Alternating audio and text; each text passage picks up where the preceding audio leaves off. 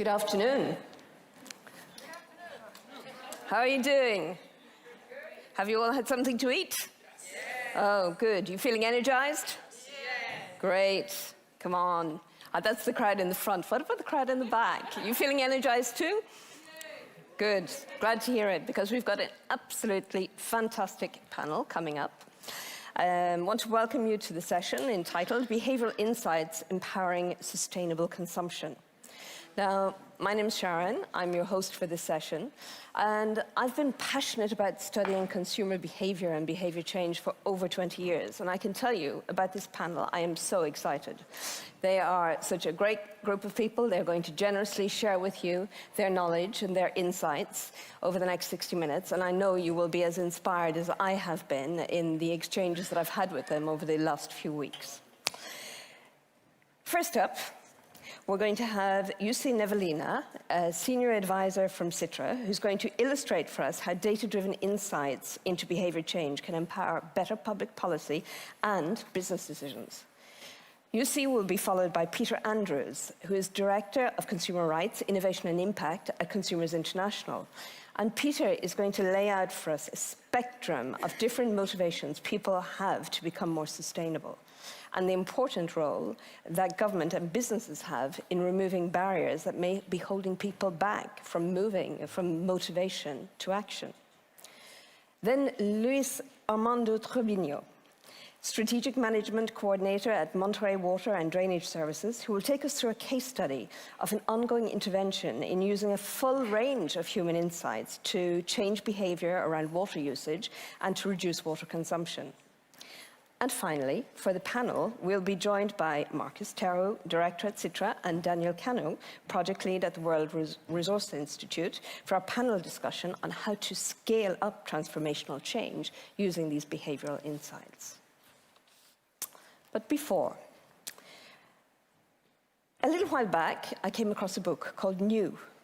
The book's written by an author well known for her writing in behavioral science called Winifred Gallagher. In her book, she explains how we have a natural attraction or a natural affinity for newness, for novelty. She calls it, this is called neophilia. And she explains that it's an evolutionary trait, that it differentiates us from other creatures, and in fact has gone as far as to save us from extinction. She believes that we can continue to benefit from this trait if we stay true to its evolutionary purpose. And that is to help us learn or create new things that matter. Things that matter. But funnily, it feels like we've slid off the evolutionary path a little bit. And we've created a system that encourages us to satisfy our need for newness, satisfy this neophilia, by constantly producing and accumulating more new things, straining, as we all know here, our finite resources to the limit. Looking at you today, I know that I don't have to say that we're at a crossroads and the decisions that we take will have impact over several generations. If you're here, it's because you already know that. The transition to a green economy will only succeed as a collective endeavour, and if the path to a greener planet is paved with understanding, collaboration, and shared practice. That's why we're here. But in over 20 years of evaluating data and listening to people's points of view on sustainability and pro-environmental behaviours, I've come to understand that guilting, pointing fingers, doesn't work, and that clear communications about the need for change, although terribly important, is just not enough. I've observed the need to embrace the process of transition with empathy. A really important word, acknowledging the diverse challenges that each of us faces in adopting more sustainable behaviour. Creating a context where every effort is deemed as valuable and every step forward is celebrated. This empathic approach is embedded in a deep understanding that real change happens when we all work together. With Peter's permission, I'm going to steal his thunder a little bit and use one of the figures from his presentation. We can read in a very comprehensive report published by Consumers International and GlobeScan in December, that 94% of consumers across the 31 countries studied support the transition to a green economy. That's huge. But yet we still label consumer behavior as an obstacle to transition. Why? We often refer to this as the attitude-actions gap, or as the say-do gap. And we talk about how consumers, and by the way, I think that's most of us here as well, are perceived as talking the talk, but not sufficiently walking the walk. Is there a reason for this? Why, if there's such overwhelming support of transition, does this gap, the say-do gap, actually exist? Well, you won't be surprised to know that there's been numerous studies that have been done to explore this reason. And the reasons are myriad, manifold, from psychological barriers, social norms, behavioral norms, but also simpler, more pragmatic reasons linked to lack of accessibility or lack of options. However good the intentions are, they must be met with avenues for action. Even the most genuine intent to act sustainably will falter without the supportive framework to bring it to fruition. Can we reasonably expect people to make sustainable choices when the market fails to provide them, or only provides them at higher prices, or when infrastructure support for sustainable action is lacking? We live in a world where constant demands on our attention, our energy, on our time. Without the means to move from motivation to action, good intentions turn very quickly to frustration. They impact our sense of control, and they push our focus away from the seemingly unattainable goals to more immediate ones that seem within our grasp. As we gain deeper understanding of the attitude-action gap and the elements that shape pro-environmental behavior, we see the necessity for a holistic approach. It's underscored again and again. And as we navigate the transition to green economy, it's crucial to approach the process with an open mind, recognizing, as Peter is going to explain to us, that each of us comes from a different starting point. Jussi is going to show us that by offering support, understanding, and accessible pathways for change, we can empower many people to participate in creating a sustainable future. Armando, he'll illustrate how this involves confronting the psychological, societal hurdles and the infrastructural constraints that impede sustainable practices.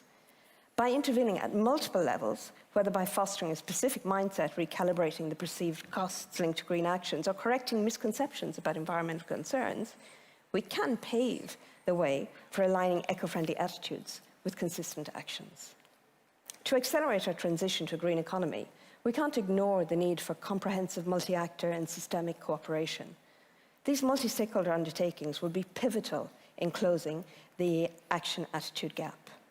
This is not only about customers adopting new behaviors, it's also about building an intricate ecosystem of change where every small action contributes to a larger, more vibrant and comprehensive picture. We can embark on this as critics of the present and past imperfections, or as architects of the future. I prefer the latter, building a world where sustainability is woven into the fabric of our daily lives through collective action, shared responsibility, and mutual respect. But that's enough talk. Let's see how we can move to action. And now I'll invite Jussi to take the podium and tell us how over 1/5 of a country's population can be influenced to move towards more sustainable behavior. It is yours. 2 minutes gained.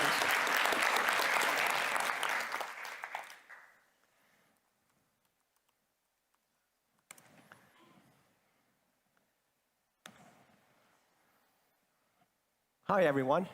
Thanks for joining today, and welcome also on my behalf. My name is Jussi. I come from Sitra. I'm here to talk to you about an app called the Lifestyle Test. I was here last year giving you a sneak peek on this app, and just to give you some context on what I'll speak about today, I'll talk about the app briefly first. This app has 4 parts. It's got a test, less than 5 minutes, that gives you a pretty accurate CO2 footprint. Then importantly, we give you a set of recommendations as to what you might do to reduce that footprint. And the great hope, dream, and wish is that people will take action and make a change plan. Now, why is that important? Well, it's important because we know that we can trace back 70% of CO2 emissions to individuals like you and I, the way we live, move around, eat, and live. And why am I here? Well, it turns out that these actions that you can take to reduce your climate footprint are also circular in nature, 65% of them. And last year we also said that every click that people take actually matters, so we are storing these clicks clearly, fully, anonymously into a knowledge base that we hope is going to be useful for systemic change. Now, since the launch, we've been live now for 8 months in 8 countries with 16 partners in Europe.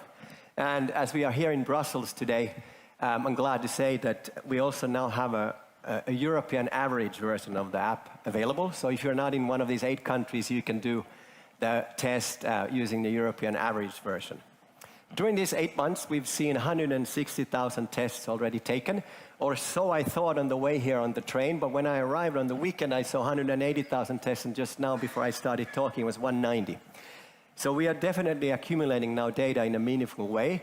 And why do we think these clicks matter? Well, because we sort of see the world like this. We see that there is individual change, which is the app. We are trying to help people to change, but we also see the systemic change as flip side of the coin.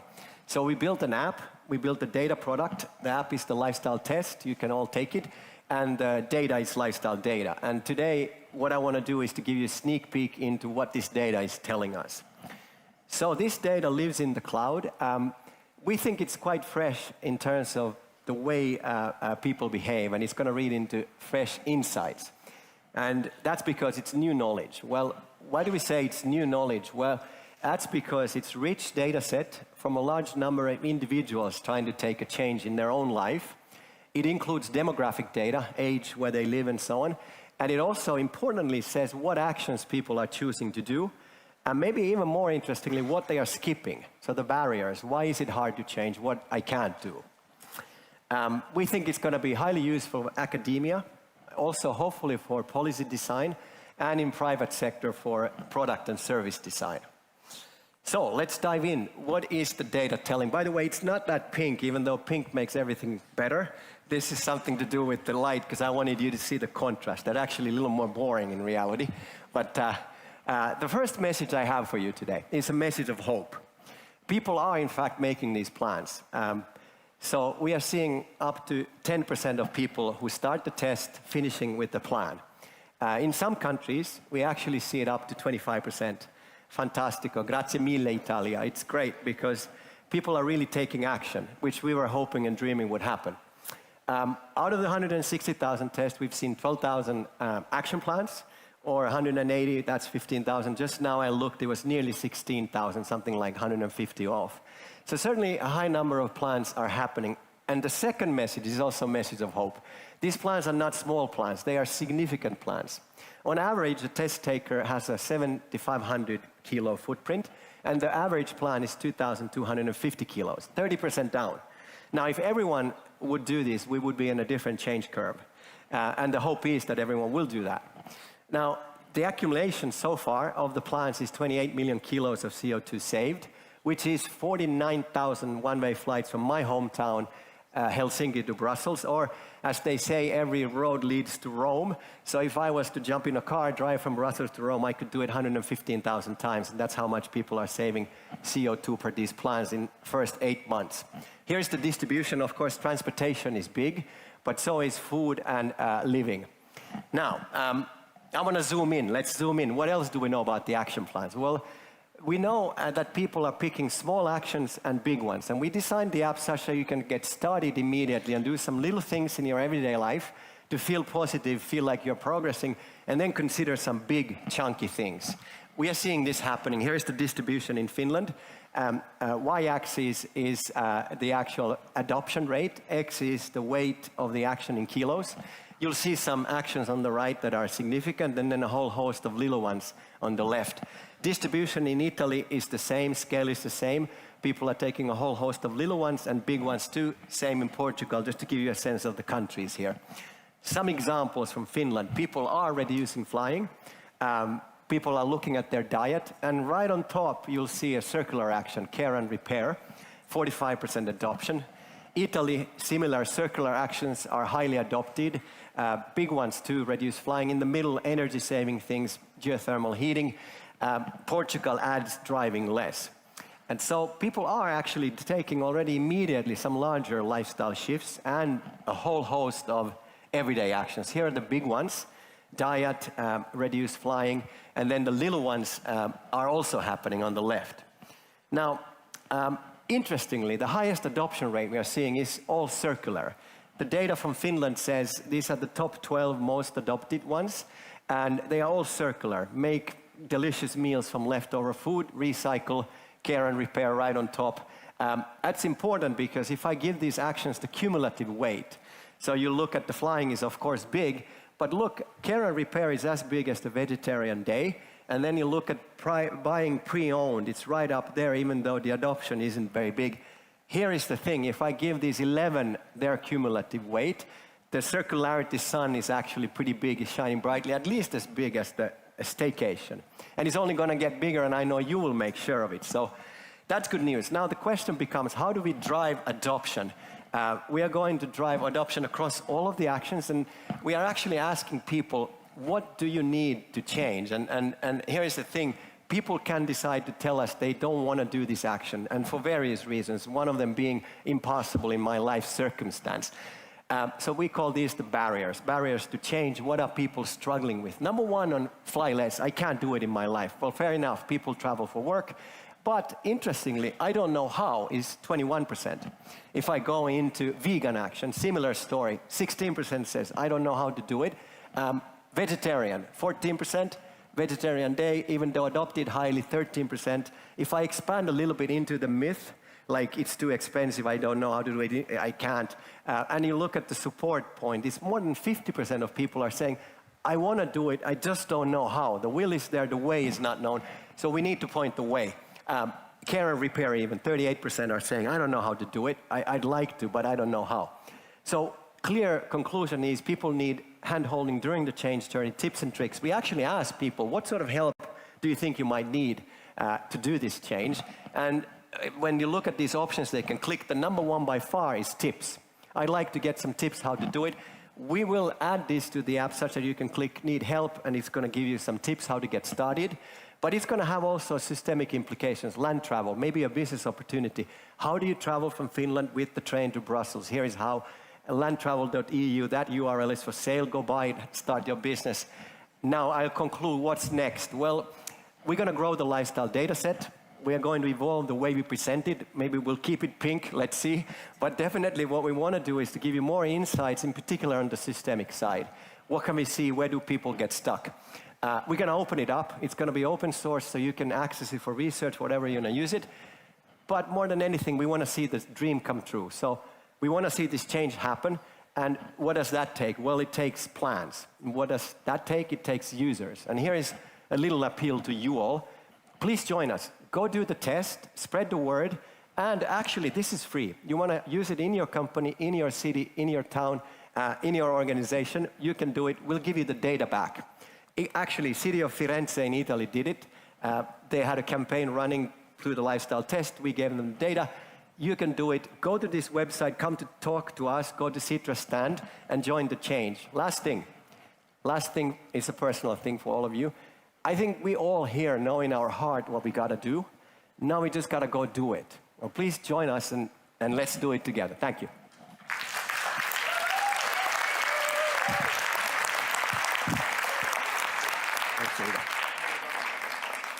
Thank you so much, Jussi. That was absolutely fascinating. Next up, Peter from Consumers International, Director of Consumer Rights, Innovation and Impact. Peter, the stage is yours. Thank you.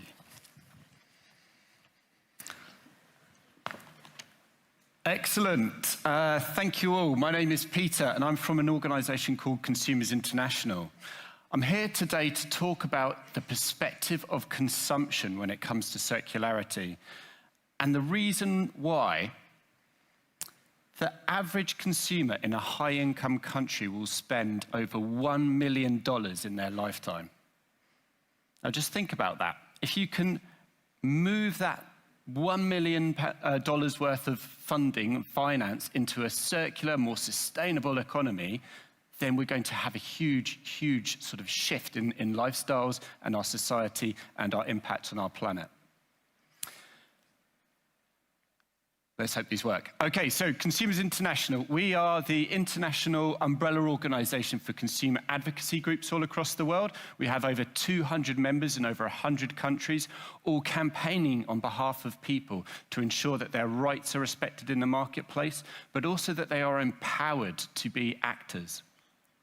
We work with a whole range of different institutions globally to try and articulate consumer needs, values, at that top level, at the UN level, as well as to international governments. Now, we conducted a piece of research. Actually, I'll take that back before you start reading it. We conducted a piece of research on consumer archetypes for sustainable living. So this is how to understand what motivates people, how people are different, and how we can unpick the barriers that they are facing in the marketplace and support them to live more sustainably.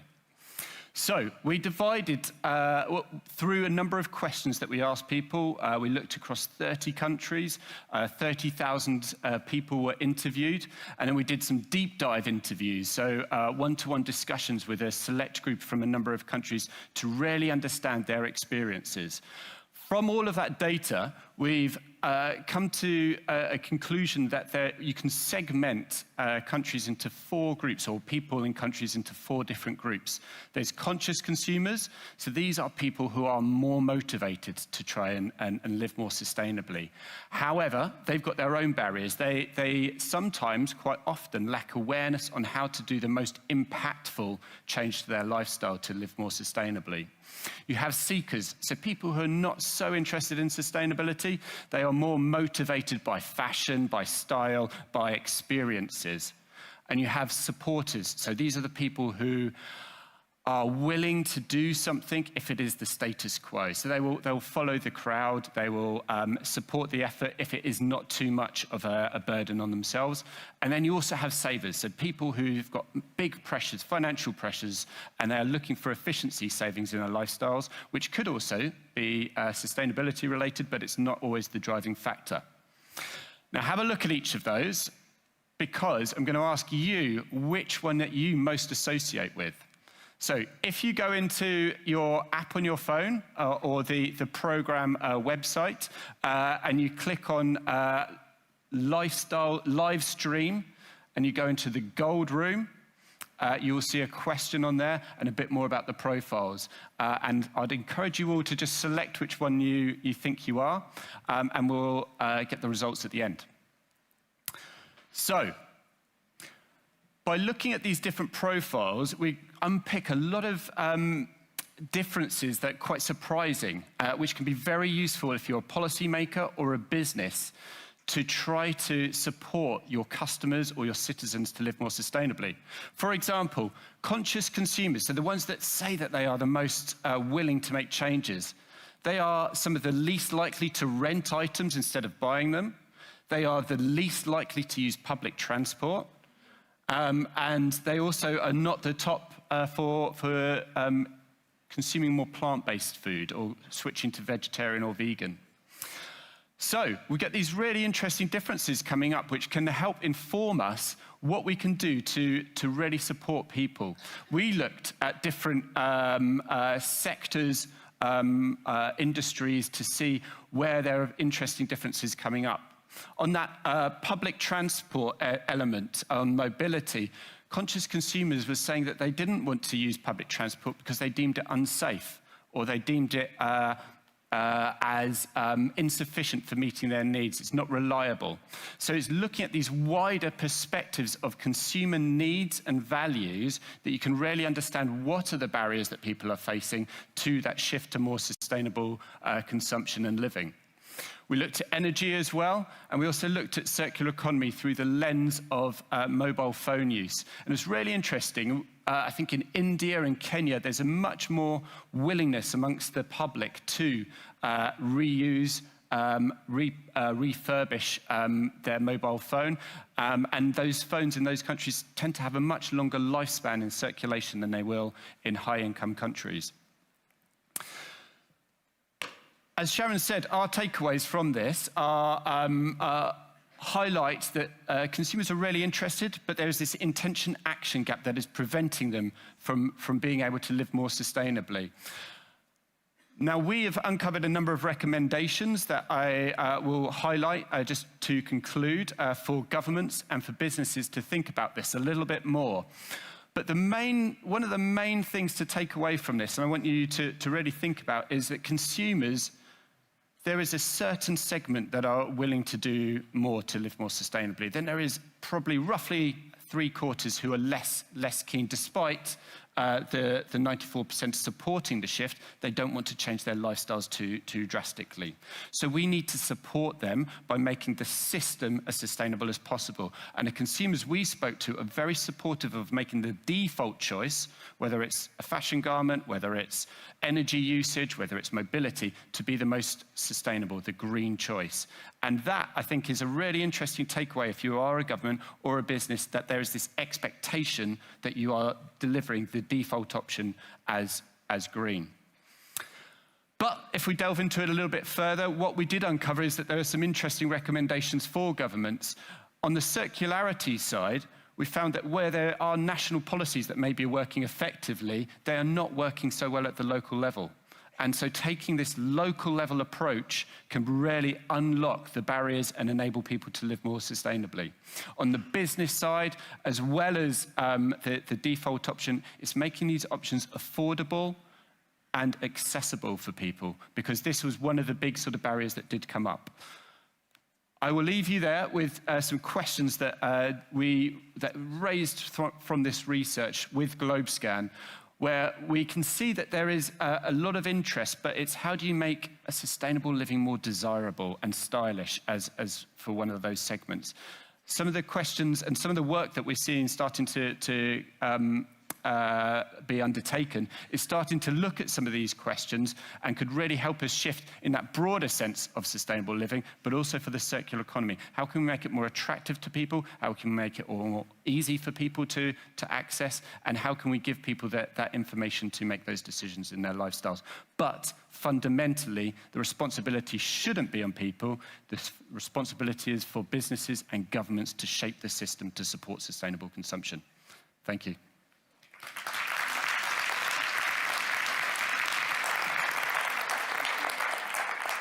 Thank you, Peter. And now I'd like to call up Luis Armando, who's going to talk to us about his real-world experience in Mexico on saving water. Thank you.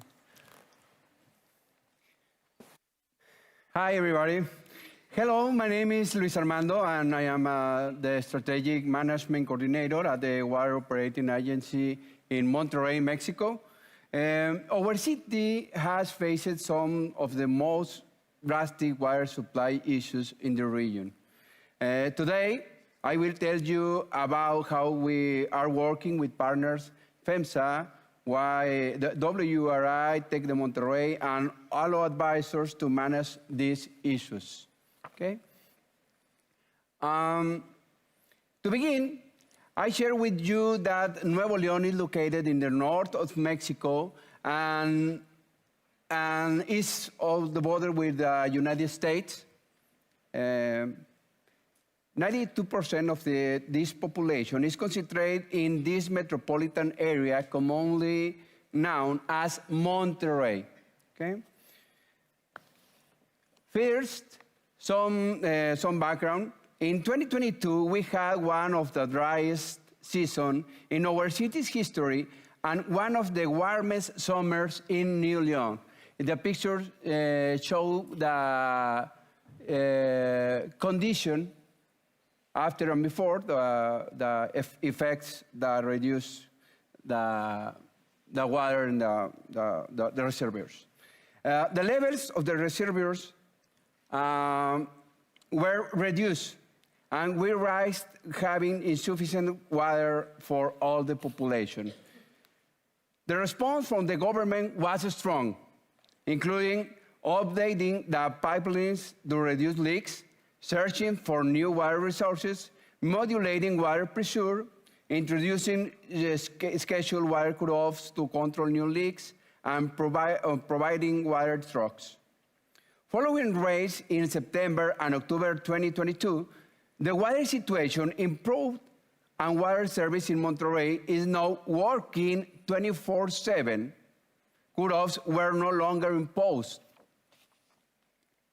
Well, this was good news. Our water supply is still limited. And without imposed water restrictions, encouraging residential behavior change becomes even more important. We worked on improving the infrastructure, but we also needed to manage residential use, especially by households who were over-consuming. In this slide, we can see a comparison of distribution in the world, in Mexico, and our state. Approximately 25% of water use is from residential consumption. The rest of the water is consumed by agriculture, and just about 4% is consumed by industry.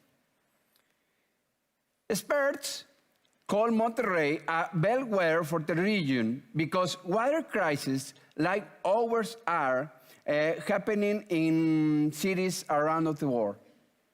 We wanted to understand how to reduce overconsumption during the crisis, so we could create long-term solutions to the water problem in Monterrey and places like it.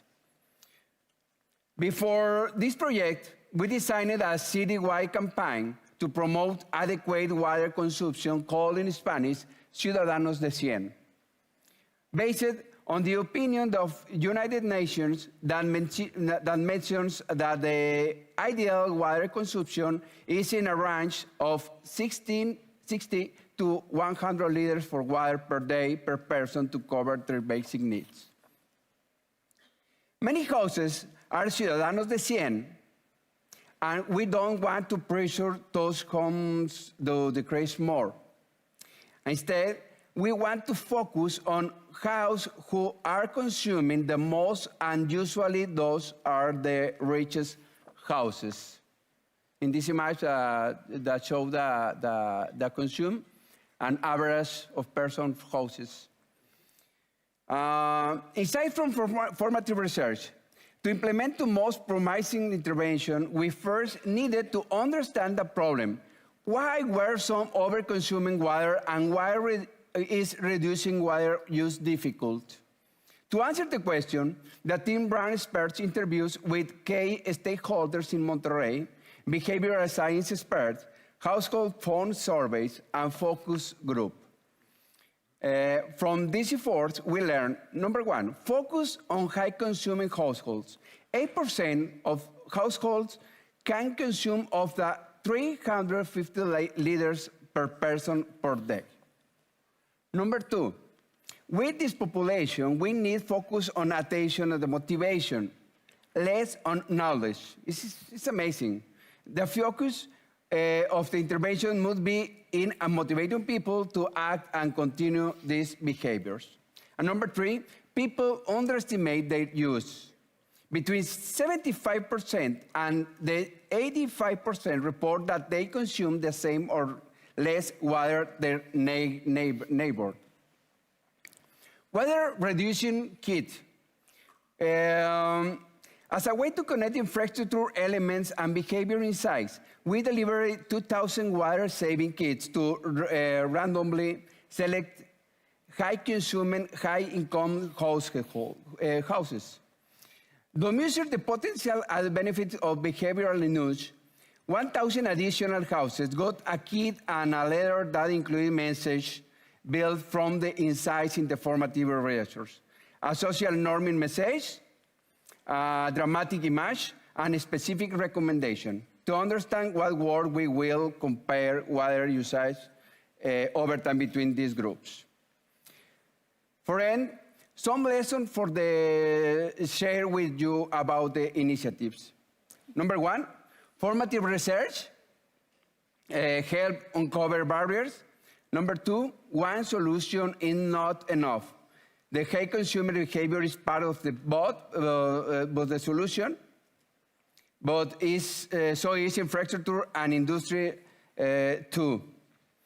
Now, number 3, research and rigorous evaluation are hard. To do this well, we need support and partners. As the Water Authority, we need to expand field knowledge, collaborating with organizations like WRI, FEMSA, Allo Advisor, and Tec de Monterrey are the key. Thank you. We hope to continue to efforts together to save and protect our resources. Thank you very much.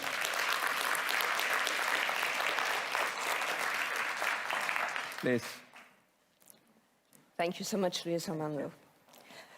Okay, so perhaps I can re-invite Peter to take the stage. We're going to pass to our panel, and I'll invite Markus Terho, who's director at Sitra, and Daniel Cano from the World Resource Institute, who's been working with Luis Armando, to join us on stage. Thank you. Thank you. Oh. Don't we love technology? Great. I have lots of questions, but before I start, as you all know, we have a little bit of a surprise for you. So we're going to start with a question from a youth journalist in Thailand. So we'd like to hear from Mai in Thailand.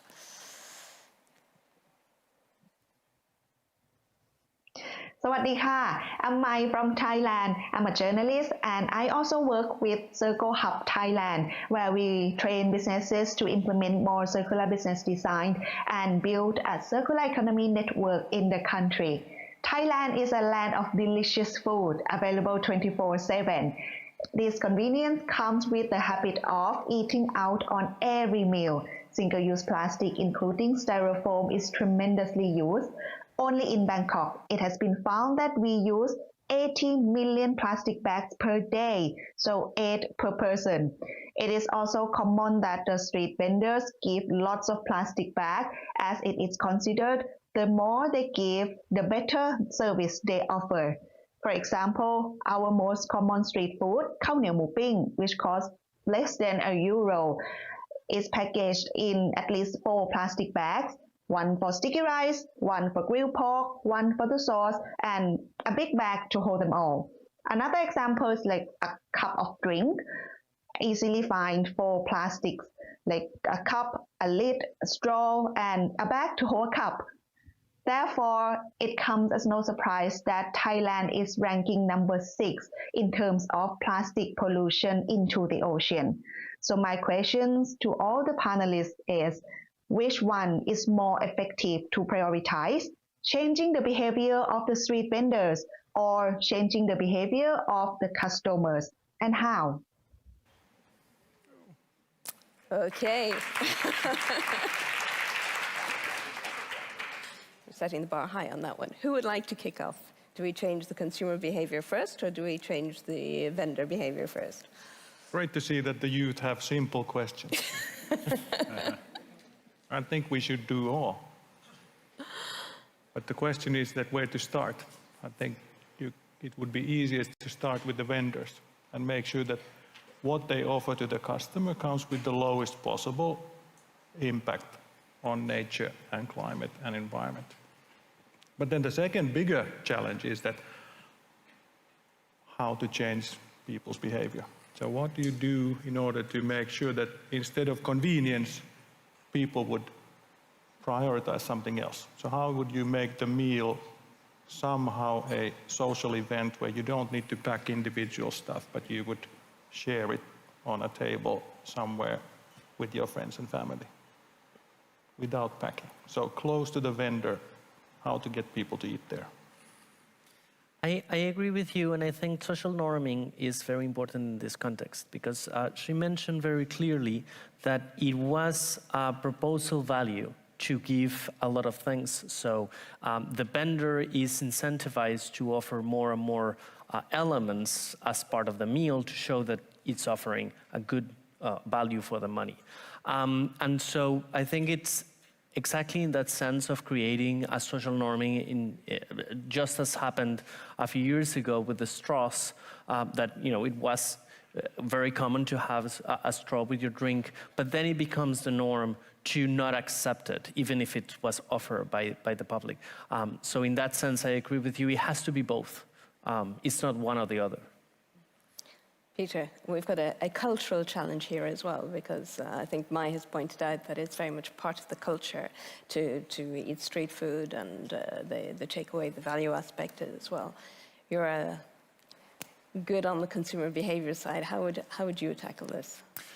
Yeah, I mean, I would partly agree with what the other speakers have said, that we've got to tackle both sides. You have to change the system to enable people to be able to participate and be more sustainable, but equally there are people whose values may not be prioritizing sustainability, and you have to support them and encourage them and make the system as sustainable as possible. So there are two elements, I would say. One, there is an international plastics treaty currently being negotiated, and it is critical to get high ambition into this. So I imagine many of you are aware of this, and hopefully you're speaking to your governments to try and encourage them to have ambitious positions. But within this treaty, there is some questions arising. What are necessary plastics for people, and what are unnecessary plastics for people? And what we are seeing is that in different countries, they have different views on what is necessary and what's not. And so getting a better sense of that will help us to really identify where those interventions can be. So in this case, in Thailand, it could be to eliminate a number of those items that were highlighted, just take them off the marketplace, ban them, so to speak. And then with those others, look at maybe alternatives. What are alternatives that are both safe, sustainable, and usable by consumers to meet their needs there? Going back to the motivations of people, there was a really interesting study undertaken by RARE in the US, which found that the #1 motivator for people to install solar panels and to cut their CO2 emissions was knowing what other people are doing, knowing that other people are doing that. So if their neighbor is doing that, if it's visible, if they're living on a street with solar panels on every roof, then they know that that is the social norm, and they're much more likely to adopt it. So encouraging people to see that it is the social norm to pull back from utilizing so many different materials, that will hopefully encourage the fastest resource efficiency direction. So maybe just a follow-on question on that. Social norming, it sounds quite easy when you describe it like that, but you know, Daniel, you've had the experience in Mexico. You've had to create the new social norms. How difficult is it to shift social norms on a subject that as sensitive as water usage or the food and the way that you eat the food that you eat? It is complicated, but that doesn't mean that it's impossible, right?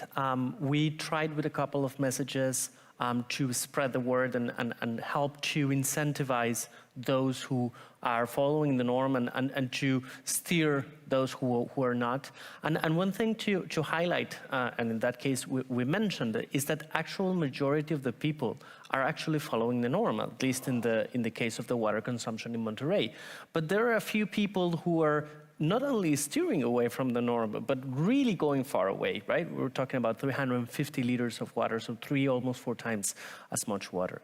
And are those people the ones we want to take back? And on that regard, I want to highlight that social norming and messages towards social norming are very sensitive to culture, and thus we have to test so many different versions of the same message to really know which resonate with a particular audience.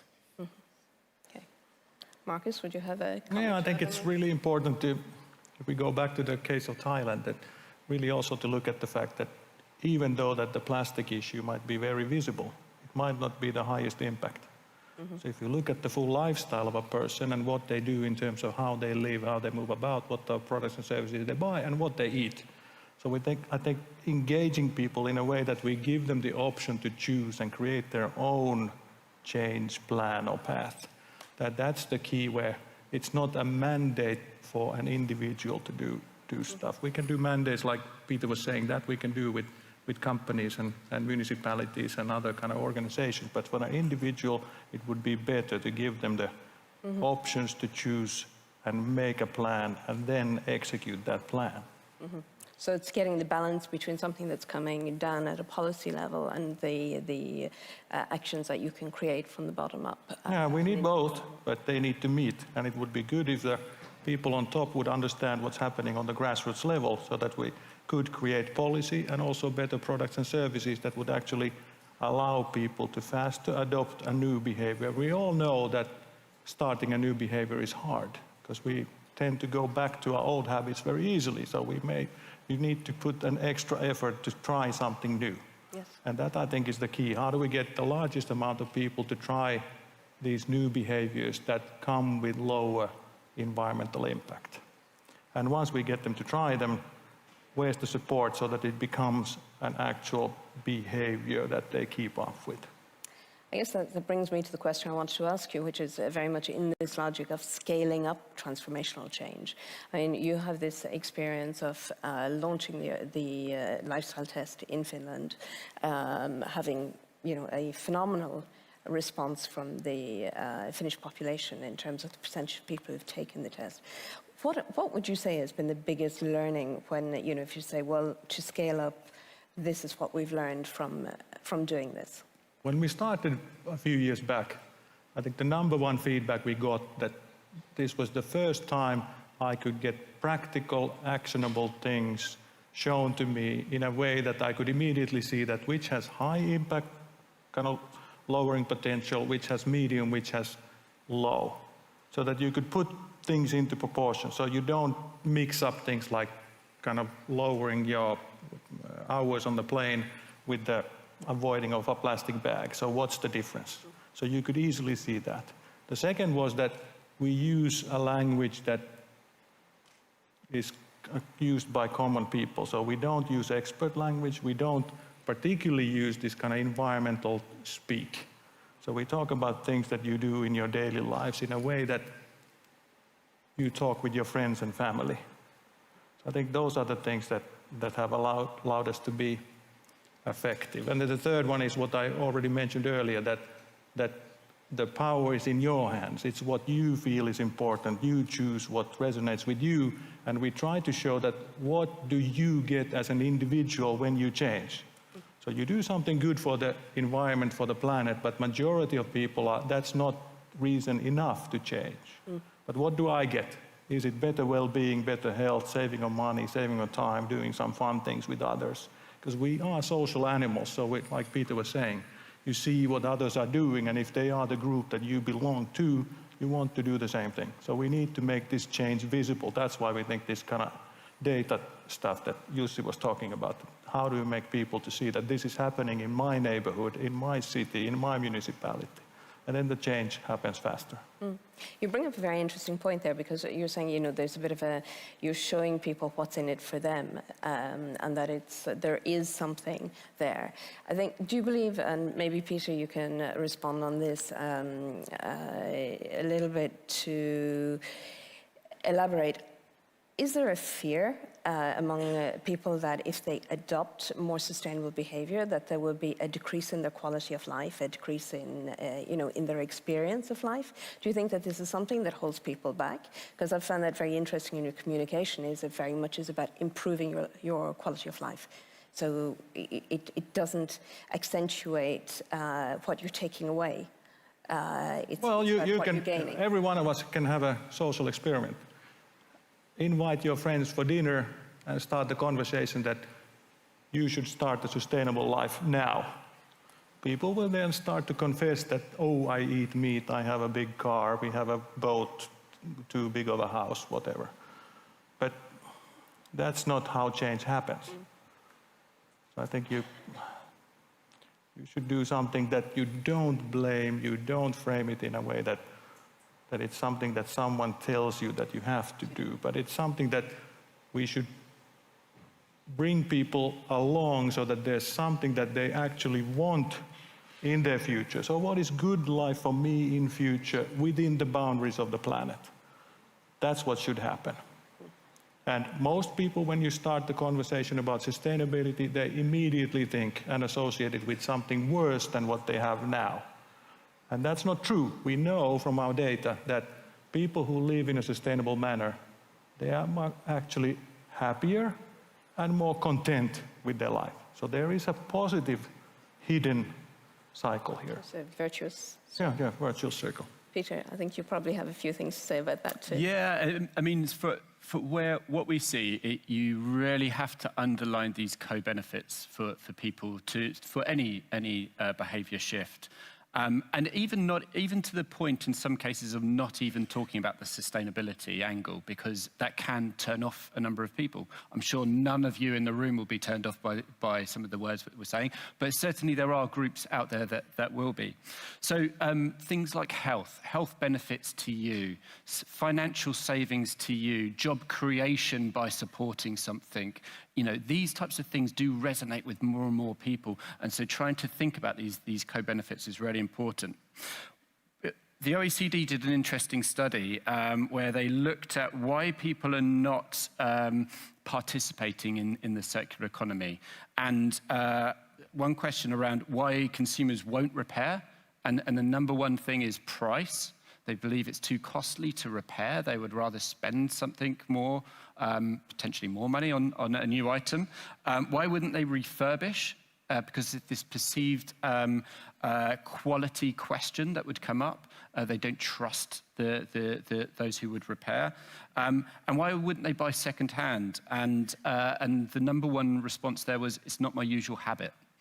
So each of these you can unpick and you can really work out, okay, if that is the big barrier, then how do we find the right solutions? And this is building trust in the changes that are going to be needed, trust in the circular economy, trust in the wider sustainable consumption sphere.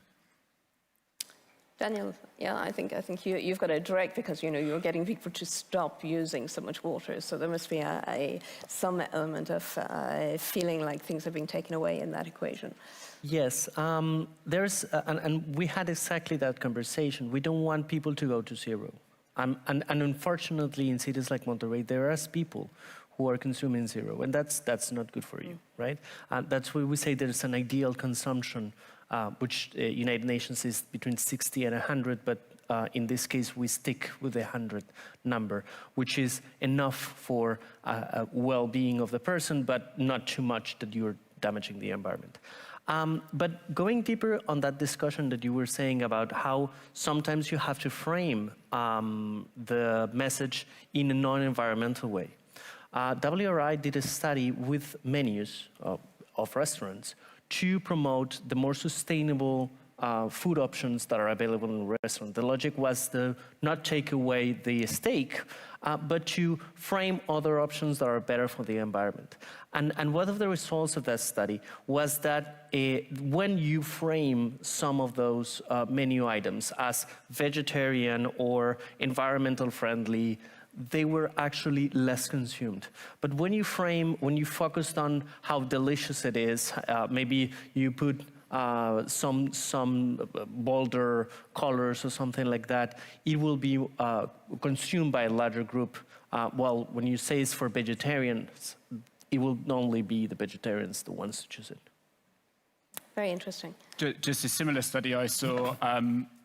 They looked at it from a gender perspective, and women were more likely to go for food items where they were animal friendly, whereas men were willing to go to plant-based if they were more tech focused. So there is something there. So you can break down the different profiles, but it is really fascinating about what language can do to really encourage us all to shift. I guess that brings me to a question to you. The different profiles you talked about, they're very, we're seeing very distinct differences. How do you actually work with that? How do you take that through to action? How can that help an organization go to action? What would they do? So from our side, the study that I mentioned, and actually maybe if at the end we've got a moment, we can come back to the results of what the audience picked for their own. In our study, we looked at 30 countries across this segmentation, and a number of countries had much bigger proportions of certain segments than others. And so if you're a government trying to put into place a national policy, trying to think of the biggest target audience amongst your electorate and focus the language on there. So if it is savers, it's all about how this is going to save you some money. If it's about seekers, it's about how fashionable or stylish the approach is going to be. So knowing your own your customer base or your citizenship can really help then target those messages. We see a lot of focus at the moment on influencers as well. So how do you get social media influencers on board and aware of what they can do to support? Okay, great. Do we have the results of the poll? Perhaps. Super secret, maybe. Not sure I understood. I wanted to add, well, they project the results and continue with your argument, is that it is important to test and test and test those messages. Yes, you need to, before, understand your public, but each public is different, and very little subtle changes in the message could affect a lot of how the people do it. So I think that understand the message, to test in a small environment of your public messages and know which one works, and then scale it up. It's really key. I think there's something quite common that you're saying, all three of you, that comes across as quite strongly, which is that it's not a one-size-fits-all. Neither in terms of messaging, neither in terms of motivations, nor in terms of the plan, you know, how you're actually going to implement things in your own lives.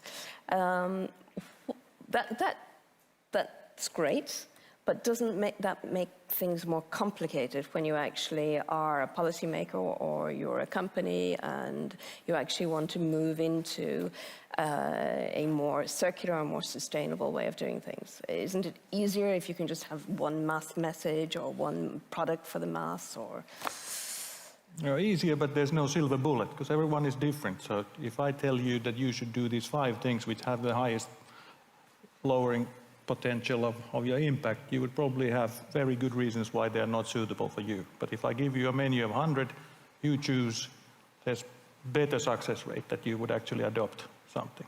But you are not operating in isolation. So I think that the role of what companies play in this change is crucial, because we do, as social animals, we are impacted by advertising and new products and this idea of newness. And we could have innovative ideas from companies marketing, that how do we make people engage with repair, reuse, and other things which are not in the same marketplace where new products are. So how do we place these better options in the same places where we all go to get our products and services and all of that? Right. And then companies and people, not alone, but we also need policymakers. So we need a level playing field. We need some regulations, rules that guide us to the right direction. And then there's a competition that who can actually get there fastest, and they should be rewarded for that. So. Yeah, as I said in my presentation, the feedback that we got from consumers through the research we did is that they want the default option to be green. So if you are a business selling to your customers, and you may and your customer base will be across the spectrum of different behavioural types, it's still, they want the default option as green. Whether they are going to then search for the green option in that respect as they look for purchasing a good is irrelevant to some respects, because if you're going for the most sold item that you sell and you make that as sustainable as possible, your scope 3 emissions are going to be improved a lot. And it, you know, not just on greenhouse gases, I should say. We look across the spectrum of all of this. But trying to get that default option for the customer as green is the best way forward. This may be a bit contentious, but do you think that that is what we're seeing in the market today? Are we seeing the default option being green, or are we seeing an offer that's leaning towards a premium pricing for green?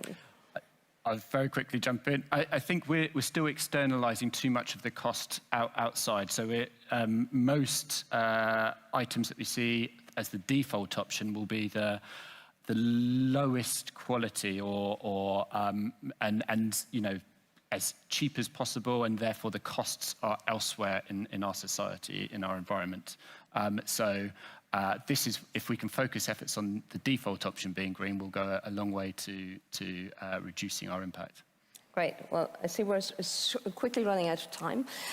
Just one last question. We talk a lot about consumers.